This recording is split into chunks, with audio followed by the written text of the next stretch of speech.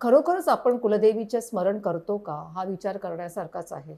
बघा, आपण आता ग्लोबलायझेशनमध्ये आहे. आपण व्हेरी ट्रेंडिंग लाईफमध्ये जगतोय. फार आपण छान पद्धतीने मॉडर्न झालेलो आहोत. ह्या सगळ्या गोष्टी आहेत आणि त्या मॉडर्नायझरमध्ये आपण आहे ना, एक वेगवेगळ्या संतांना किंवा आजकालचे जे काही लोकं गुरूंना मानतात, काही लोकांना ते फॉलो करतात. ती काही वाईट गोष्ट नाही आहे. पण तुमच्या देवीचं जी कुलदेवी आहे, तिचं तुम्ही खरोखर स्मरण करता का?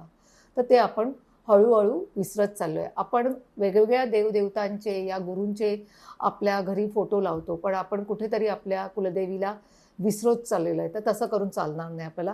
कारण ती आपल्या कुलाचं रक्षण करणारी म्हणून ती कुलदेवी आहे. आता ह्या कुलदेवीचं आपल्याला स्मरण कसं करायचं? काही त्याच्यासाठी पैसे खर्च करायचं काहीच नाही. सकाळी आणि संध्याकाळी तुम्ही तुमच्या कुलदेवीचं नामस्मरण करा. तिचं नाव घ्या आणि कामाला लागा.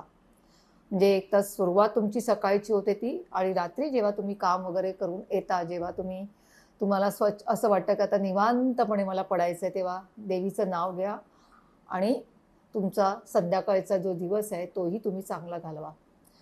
कारण सकाळ आणि संध्याकाळ ह्या 2 वेळ देवीचं नाव घ्यायचं आहे. आता तुम्हाला सांगते, की काही लोकांना कुलदेवीच नसते. मग त्यांनी काय करावं? मग त्यांनी ग्रामदेवीचं नाव घ्यावं. पण सकाळ आणि संध्याकाळ हे नाव घ्यायचंच आहे तुम्हाला. अशा पद्धतीने जर तुम्ही देवीचं स्मरण केलात, जसं एखाद्या विशिष्ट कामासाठी जाताय, इंटरव्ह्यूला जाताय, घरामध्ये काहीतरी चांगलं कार्य असेल, तर तिचा मान काढणे किंवा तिचं स्मरण करणे हे केल्याने तुमच्या घरावरती जे काही आलेले अडथळे आहेत, जे काही तुम्हाला प्रॉब्लेम्स आहेत, कुठल्या ब्लॅक डार्क एनर्जीज तुम्हाला त्रास देत आहेत, आर्थिक परिस्थिती आहे, ह्या सगळ्या ज्या काही आपल्या नॉर्मल आपले जे समस्या आहेत, त्याच्यावरती तुम्ही हळू-हळू ओव्हरकम करणार. एका रात्री काहीच होत नाहीये. जर तुम्ही सतत तिचं नामस्मरण केलं, तरच त्याचा फायदा तुम्हाला दिसून नक्की येईल.